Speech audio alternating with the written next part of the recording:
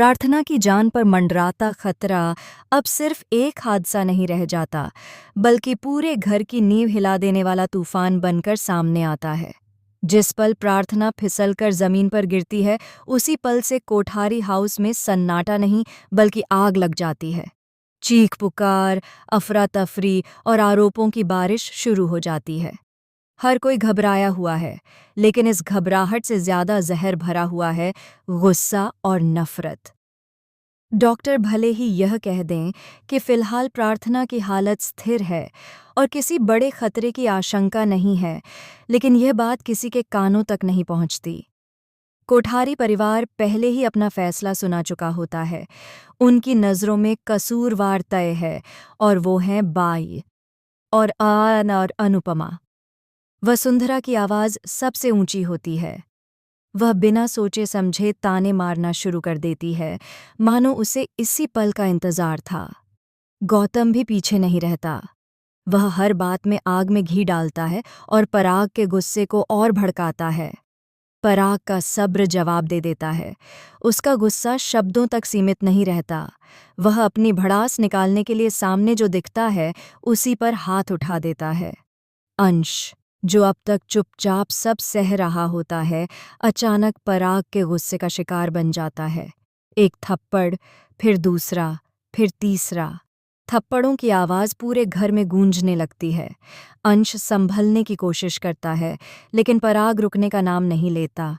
उसके चेहरे पर सिर्फ नफरत और पागलपन नजर आता है। गुस्सा इतना बढ़ जाता है कि पराग की नज़र घर में पड़े एक भारी वास पर पड़ती है। वह उसे उठा लेता है। उस पल ऐसा लगता है जैसे अब कुछ भी हो सकता है। घर के हर सदस्य की सांसें थम जाती हैं। किसी को समझ नहीं आता कि यह आदमी क्या करने वाला है। अंश डर से नहीं, बल्कि टूटे हुए भरोसे से कांप रहा होता है।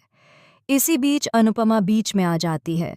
वह अपने डर को निगलकर पराग के सामने खड़ी हो जाती है। उसकी आवाज़ कांप रही होती है, लेकिन इरादा मजबूत होता है।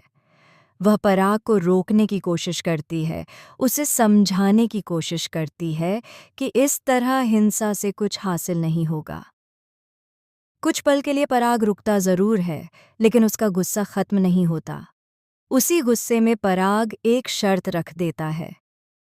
वह अनमाय या अनुपमा से वादा मांगता है। वह कहता है कि जब तक प्रार्थना पूरी तरह ठीक नहीं हो जाती, तब तक अनुपमा कोठारी हाउस में ही रहेगी।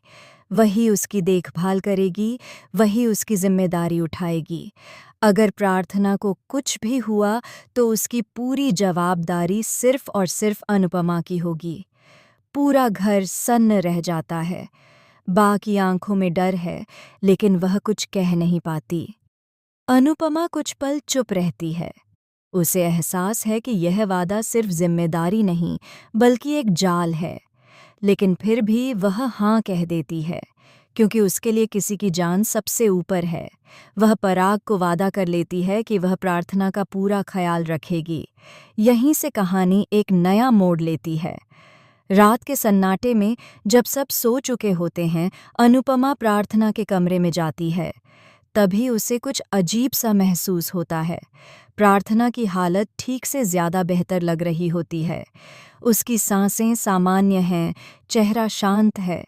अनुपमा को शक होता है।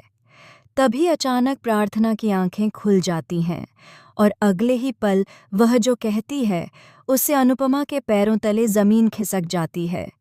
प्रार्थना धीमी आवाज में कहती है कि उसका गिरना कोई हादसा नहीं था, उसने जानबूझकर खुद को गिराया था। यह सुनते ही अनुपमा सन्न रह जाती है। प्रार्थना बताती है कि वह सब जानती थी कि उसके गिरते ही घर में तूफान आ जाएगा, पराग अपना आपा खो देगा और सारा दोष अनुपमा पर आएगा। लेकिन सबसे बड़ा झटका तब लगता है जब प्रार्थना यह कबूल करती है कि इस सब के पीछे कोई और नहीं, बल्कि वही खुद है। उसने यह सब इसलिए किया ताकि अनुपमा को इस घर में फंसा सके, ताकि उसे मजबूरी में यहाँ रहना पड़े। क्योंकि प्रार्थना को डर है कि अगर अनुपमा इस घर से चली गई, तो उसके सारे राज्य बाहर आ जाएंगे। अनुपमा अवाक रह जाती है। उसे समझ आ जाता है कि यह सिर्फ एक दुर्घटना नहीं, बल्कि एक सोची समझी साजिश है। लेकिन अब वह इस साजिश से निकल भी नहीं सकती, क्योंकि उसने पराग से वादा कर लिया है। अब सवाल यह नहीं रह जाता कि प्रार्थना ठीक होगी या नहीं, बल्कि सवाल यह है कि क्या अनुपमा इस घर में रहकर इस खतरनाक खेल का सच सबके सामने ला पाएगी, या फिर खुद इस साजिश का शिकार बन जाएगी।